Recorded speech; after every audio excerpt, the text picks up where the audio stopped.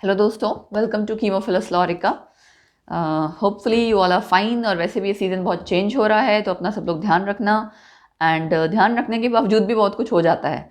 जैसे आपको पता ही लग रहा है ये वीडियो लेट निकल रही है, तो उसका रीज़न यही है कि एक रीज़न तो ये था कि मुझे वायरल हो गया था, तो थोड़ा सा वही बात है ना, चीज़ें डिले हो जाती हैं और टाइम आपको उतने में मैनेज करना। दूसरा ये है कि एग्ज़ाम्स आजकल शुरू हो चुके हैं एज़ यू नो, तो एग्ज़ाम ड्यूटीज़ के कारण, वर्कलोड के कारण चीज़ें पॉसिबल नहीं हो पाई। दैट्स वाई ये वीडियो लेट हो गई।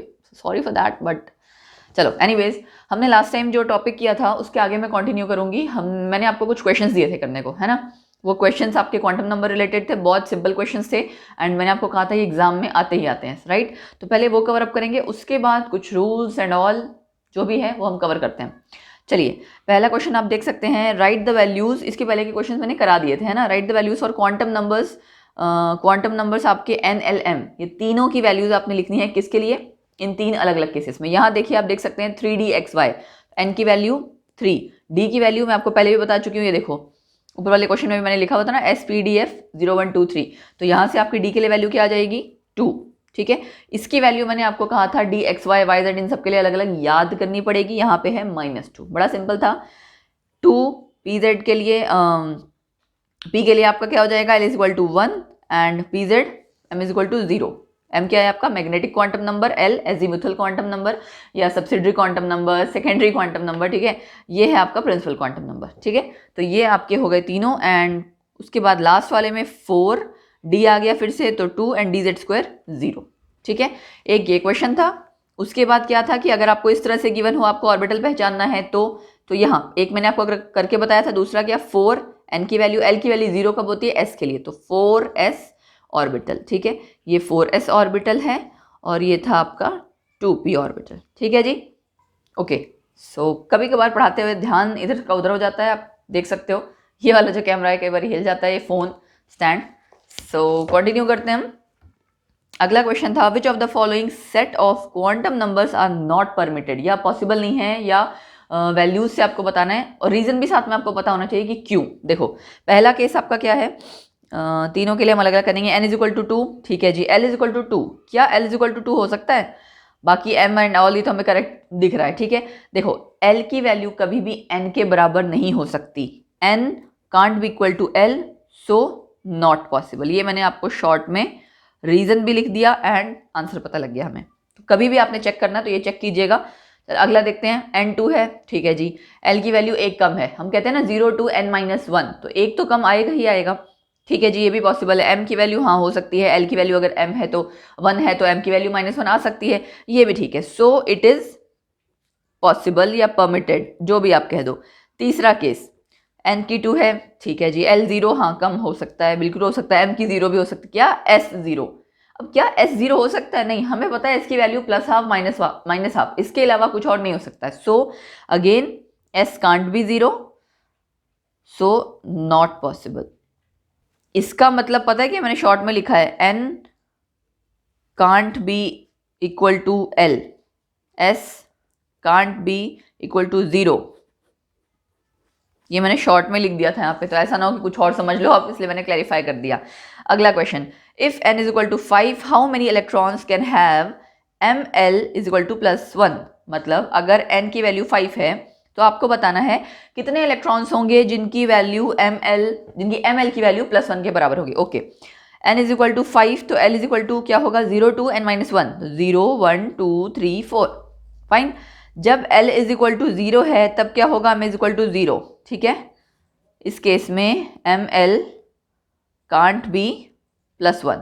बाकी सब केसेस में, फर्स्ट सेकेंड थर्ड फोर्थ, जब आपकी l की वैल्यू है, हर किसी के केस में ml की वैल्यू एक बार +1 आएगी। तो rest when l is equal to 1 2 3 4, ml can be equal to +1। ऐसे कितने ऑर्बिटल्स होंगे? 4 ऑर्बिटल्स होंगे, ऑब्वियस सी बात है। क्यों? क्योंकि सबके में एक एक बार आएगा।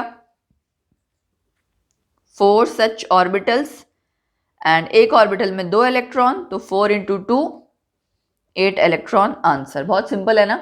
और बच्चे हो सकता है इसको पता नहीं, पूरा ओपन अप करके सारा लिखते, Ml+1 बार बार लिख के देखते। फिर ये आपको लॉजिक लगाना आना चाहिए, कॉन्सेप्ट समझ में आ गया, उसके बाद आपको उसको अप्लाई करना आना चाहिए। ऐसा ना हो कि आप उसमें मतलब देखो, नो डाउट क्वेश्चन आपका कवरअप हो जाएगा अगर आप बहुत लेंदी वे में करोगे, बट टाइम वेस्ट होगा, स्पेशली तब अगर आपका कोई कॉम्पिटिटिव एग्जाम है वहां पे। ठीक है, चलो उसके बाद अब बेटा हमें क्या करना है, अब हमें करना है अगला टॉपिक जो कि हैं आपके रूल्स। मैंने आपको जैसे कहा था filling of electrons in the orbitals, जो ऑर्बिटल्स हैं उनमें इलेक्ट्रॉन्स की फिलिंग कैसे होगी या क्या रूल हैं वो हमें पढ़ने हैं। ठीक है, पहला रूल क्या है देखिए, poly exclusion principle.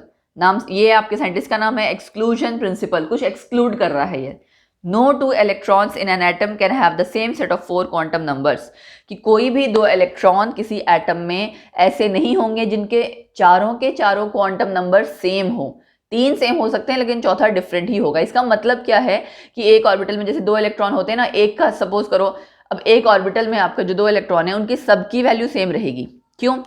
Same shell होगा, same sub shell, same orbital, सब कुछ, लेकिन स्पिन इक्वल नहीं हो सकती, राइट। सो इसके लिए एक और डेफिनेशन क्या है, N orbital can have a maximum of 2 electrons and these must have opposite spin. Opposite spin होगी तभी आपका चौथा वाला क्वांटम नंबर जो है उसकी वैल्यू डिफरेंट होगी। ठीक है, जैसे मैंने एग्जांपल भी ले रखा है, देखिए 3s ऑर्बिटल था, 3s ऑर्बिटल में 2 इलेक्ट्रॉन्स हैं, इसमें 3 वैल्यू n की आएगी दोनों के लिए, l की, m की, सबकी सेम रहेगी, लेकिन ये दोनों आपकी डिफरेंट आएगी। ठीक है, तो यही मैंने आपको एक्सप्लेन किया कि कभी भी आपके जो इलेक्ट्रॉन हैं एक ही ऑर्बिटल में उनका चारों क्वांटम नंबर सेम नहीं होंगे। ये आपका क्या है, पॉली एक्सक्लूजन प्रिंसिपल। पॉली ये एक्सक्लूड करता है, इस मतलब प्रिंसिपल जो दे रहा है वो एक्सक्लूड करता है कि आपके जो चारों क्वांटम नंबर्स की वैल्यू होगी वो सेम नहीं होगी। Got it. उसके बाद अगला है ऑफ बू प्रिंसिपल। ये ना बड़े सिंपल से प्रिंसिपल्स या रूल्स एंड ऑल हैं, जो भी आप कह लो, बट वेरी इंपॉर्टेंट। एक तो फिलिंग के लिए, दूसरा डायरेक्ट क्वेश्चन पूछे जाते हैं, जो बच्चे तैयारी कर रहे हैं सिंपल स्कूल के एग्जाम्स की उनके लिए भी इनमें से कोई ना कोई प्रिंसिपल आता ही आता है डेफिनेशन लिखने को, एग्जाम्पल लिखने को। ठीक है, अच्छा, बिल्डिंग अप, ऑफ बू का नाम ही होता है बिल्डिंग अप जर्मन लैंग्वेज में। ये क्या कहता है principle, in the ground state of atoms, जब एटम अपनी नॉर्मल स्टेट में है, एक्साइटेड नहीं है, तब orbitals are filled in order of their increasing energy. मतलब ऑर्बिटल्स में जो हम इलेक्ट्रॉन्स की फिलिंग करते हैं वो ऐसे फिल करते हैं जैसे इंक्रीजिंग ऑर्डर ऑफ एनर्जी, जिसकी एनर्जी पहले कम मतलब कम है, कम वैल्यू की है, वो पहले भरा जाएगा, उसके बाद उसी हिसाब से इंक्रीजिंग ऑर्डर में। ठीक है, it means electron first occupy lowest energy orbital, वही मैंने कहा ना, जिसकी एनर्जी सबसे कम है वो सबसे पहले फिल किया जाएगा। उसके बाद क्या किया जाएगा, then enter into higher energy orbitals only when lower energy orbitals are filled. जब तक लोअर एनर्जी ऑर्बिटल्स फिल्ड नहीं होंगे कंप्लीटली, बाहर वाले या हायर एनर्जी ऑर्बिटल्स में फिलिंग नहीं होगी। ठीक है, ये आपका ऑफ बू प्रिंसिपल कहता है। अब देखिए आपने ट्रेंड, ये जो वो होता है फिलिंग के लिए इलेक्ट्रॉनिक कॉन्फ़िगरेशन लिखनी आपको आनी चाहिए। उसके लिए आपको ये पता होना चाहिए कि कौन कौन सा शेल, सब शेल कब कैसे फिल होगा।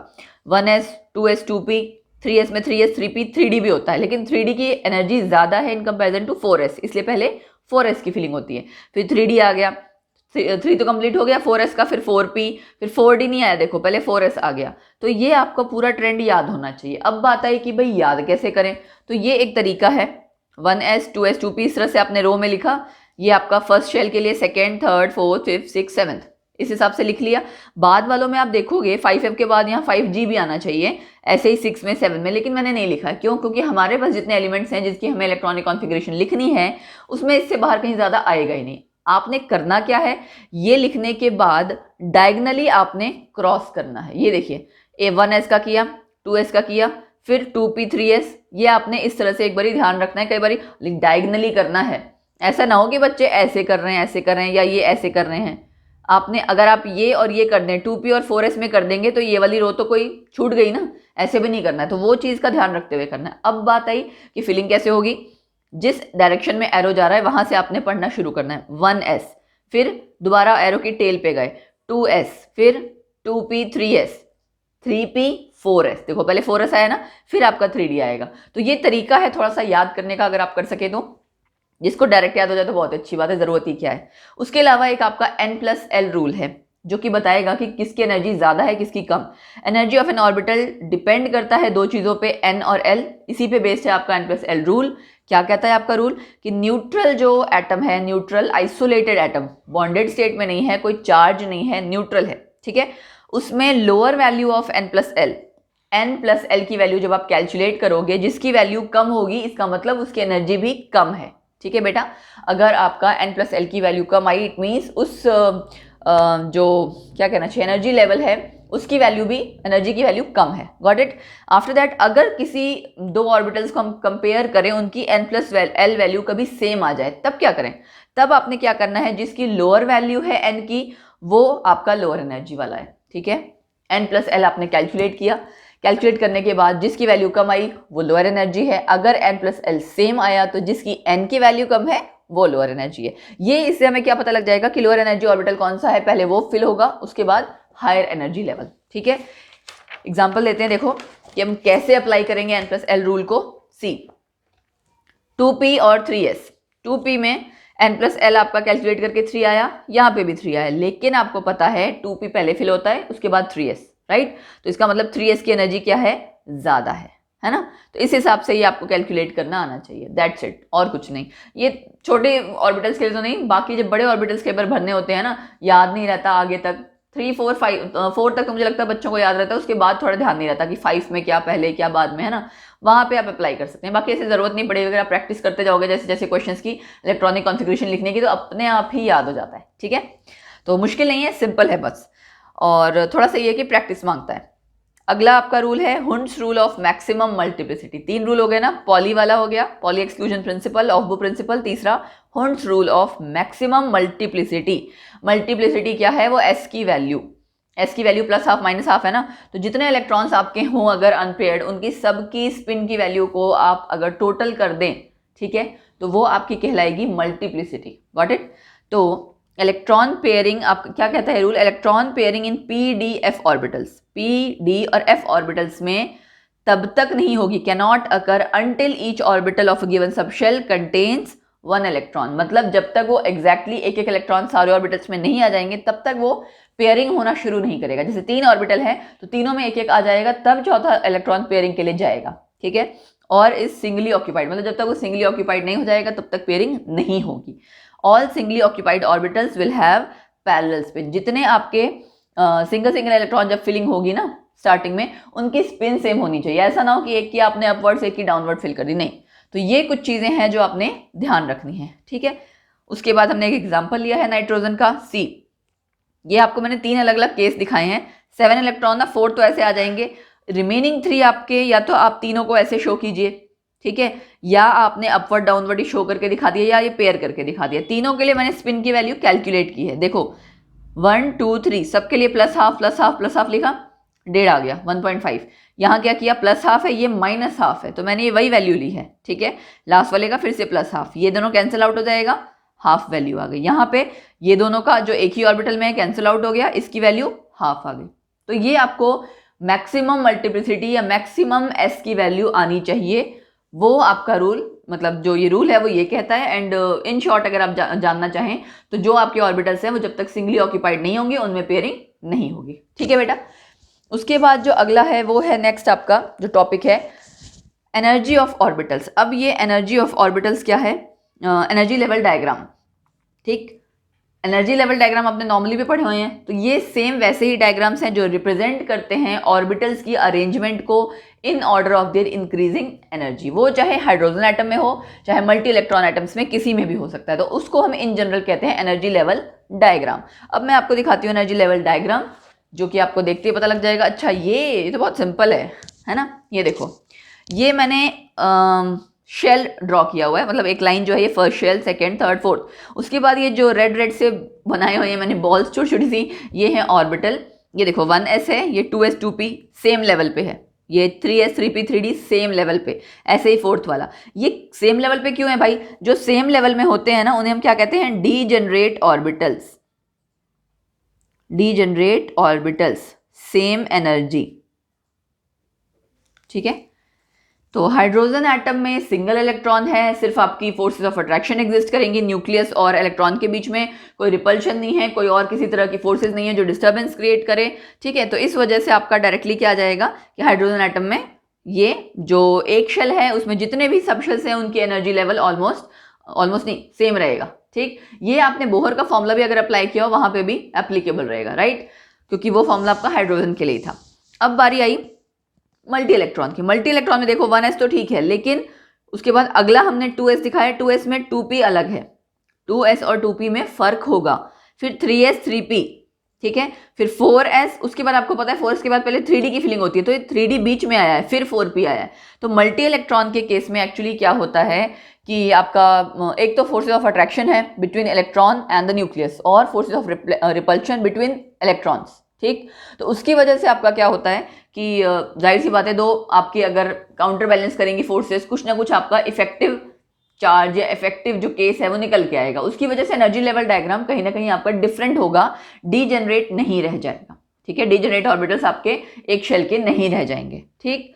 तो इसके अलावा इसका कॉन्सेप्ट जो और भी काफी कुछ डिटेल में, इसमें कई सारी चीजें हैं, वो हम बाद में फिर कभी पढ़ेंगे जब जैसे जैसे टॉपिक्स आते जाएंगे, बट फिलहाल यहाँ के लिए इतना ही काफी है। कुछ पॉइंट्स हैं जो आपको कवर अप कर लेने चाहिए। देखिए, सब shells don't have equal energy, है ना, like 2s and 2p।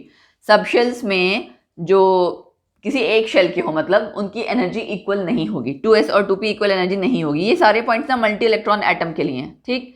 Second point, 3s 3p 3d, जैसे जैसे हम बाहर जाते जा रहे हैं, sub shell with lower value of l उसकी कम एनर्जी होगी, बाहर जाते जा रहे हैं मतलब s p d f तो उसकी एनर्जी की वैल्यू बढ़ती जाएगी, ठीक। तो ये आपका 3s 3p 3d, ये ट्रेंड पता होना चाहिए। फिर क्या है, डिफरेंस बिटवीन एनर्जीज, s और p शेल सब शेल में जितना गैप होगा और आगे p और d में वो सेम नहीं होगा। कभी कभार बच्चे सोचे ना s p का गैप, p और d का गैप, d और f का सेम होगा, नहीं, s और p सब शेल का जो डिफरेंस का गैप होगा वो कम होगा, फिर p और d का थोड़ा ज्यादा होगा, d और f का थोड़ा और ज्यादा होगा। क्यों? क्योंकि poor shielding effect of d and f electrons, जहां d इलेक्ट्रॉन्स आ गए वहां प्योर शील्डिंग इफेक्ट है, जहां f इलेक्ट्रॉन्स आ गए वहां उनका, तो एनर्जी का रोल, न्यूक्लियर चार्ज का रोल, इन सब चीजों का रोल ऑलरेडी एक्चुअली होता है। ये आपका ये चैप्टर आपका स्ट्रक्चर ऑफ एटम है ना, जैसे जैसे हम आगे बढ़ते जाएंगे पीरियोडिसिटी या क्लासिफिकेशन वाला चैप्टर पढ़ेंगे, वहां ये पॉइंट आपका फिर से आएगा, ठीक है। तो इसलिए आपको ये चीज क्लियर होनी चाहिए कि एनर्जी का जो गैप है वो कभी भी सेम नहीं होगा, ठीक।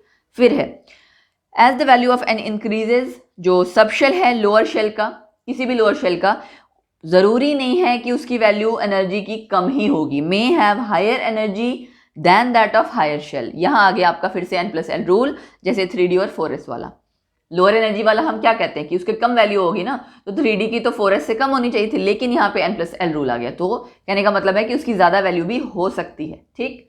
फिर लास्ट जो मैंने आपको एक्सप्लेन कर दिया कि क्यों इनका एनर्जी लेवल डायग्राम डिफरेंट है, ठीक है जी। तो ये था सारा आज के टॉपिक के लिए, जिसमें मैंने आपको मैक्सिमम जो इंपॉर्टेंट रूल्स है वो कराए। अब ये चैप्टर ऑलमोस्ट खत्म होने वाला है और इसमें सिर्फ इलेक्ट्रॉनिक कॉन्फ़िगरेशन वाला पार्ट रहा और एक और इम्पॉर्टेंट टॉपिक है, ठीक है। तो उसके वो काफ़ी इंपॉर्टेंट टॉपिक है, उसके लिए आपको ये वीडियो भी देखनी होगी और अगली वीडियो भी देखनी होगी, क्योंकि आपको कनेक्टिविटी में टॉपिक समझ में आएंगे तभी समझ में आएगा, अदरवाइज तो चैप्टर मुश्किल लगेगा। सो आज के टॉपिक के लिए इतना ही। बाकी रेगुलरली बेटा चैनल पे आपको जो भी कम्युनिटी पोस्ट में क्वेश्चंस डलते हैं उन्हें आप ट्राई किया कीजिए, जो फेसबुक पेज पे डलते हैं वो ट्राई कीजिए, उससे आपकी नॉलेज इंक्रीज होगी, कॉन्सेप्ट्स आपके ऑलरेडी जैसे भी हैं क्लियर होते जाएंगे, ठीक है। तो मैं आपसे उम्मीद करती हूँ आप रेगुलरली आओगे, चैनल पे वीडियोस देखोगे, वीडियोस तो देखते ही आप धीरे धीरे अपना जो कमेंट्स हैं वो भी आप बताते जा रहे हैं, आपकी डिमांड पे वीडियोस भी, मतलब मैसेजेस में आप बोलने लगे हो कि मैम इसकी वीडियो बनाओ, उसकी वीडियो बनाओ, तो अच्छा लगता है कि आप डिमांड कर रहे हो, इसका मतलब पढ़ रहे हो डेफिनेटली, है ना। तो इसी तरह से आप लोग अपनी जो भी रिक्वेस्ट या डिमांड्स हैं वो प्लीज़ रखते रहिए, किसको कैसी तरह की किस तरह की वीडियो चाहिए। हाँ, मैं अपने टाइम के अकॉर्डिंग मैनेज करके पूरी कोशिश कर रही हूँ कि वो सब वीडियोज़ धीरे धीरे करके बनाऊँ। एंड बाकी ठीक है बेटा, खुश रहो and stay fit, stay healthy, weather is changing, तो उसके अकॉर्डिंग अपने आप को ठीक ठाक रखना। एग्जाम्स कुछ लोगों के चले हुए हैं, कुछ के शुरू होने वाले हैं, तो उसके अकॉर्डिंग मतलब ध्यान रखना, बस इतना ही कहूँगी, ठीक है। So keep on rolling the mystery of chemistry with myself Lorica. जल्दी ही मिलते हैं फिर अगले सेशन में, अगली क्लास में। एंड मैं जल्दी एक लाइव प्लान करने की सोच रही हूँ, देखती हूँ जैसा टाइम मिलेगा उसके अकॉर्डिंग, ठीक है। एंड इस मंथ में आप लोगों के लिए कुछ बहुत इंटरेस्टिंग होने वाला है, कुछ सरप्राइज, जो जिसको जानने के लिए आपको रेगुलरली चैनल पे बने रहना पड़ेगा। Subscribe the channel, bell icon press कर देना और बेल आइकन में ऑल नोटिफिकेशंस, क्योंकि बिना उसके आपको चैनल की हर वीडियो का पता नहीं लगेगा, है ना। जब भी बच्चे करते हैं सब्सक्राइब कर देते हैं बट बेल आइकन नहीं प्रेस करते, सो बेल आइकन जरूर प्रेस कीजिएगा और उसमें ऑल नोटिफिकेशंस पे क्लिक कीजिएगा, तब जाके हमें चैनल की हर वीडियो का पता लगता है जैसे ही वो वीडियो आती है। Fine. So like and share दोस्तों करते रहना, जितना कर रहे हो उससे कहीं गुना और ज़्यादा। लाइक तो एक ही बार कर सकते हो, बट यस शेयर आप ज़्यादा से ज़्यादा कीजिए ताकि हर बच्चे तक वीडियो पहुंचे। सो इन्हीं शब्दों के साथ बाय बाय, टेक केयर, मिलते हैं नेक्स्ट सेशन में, बाय।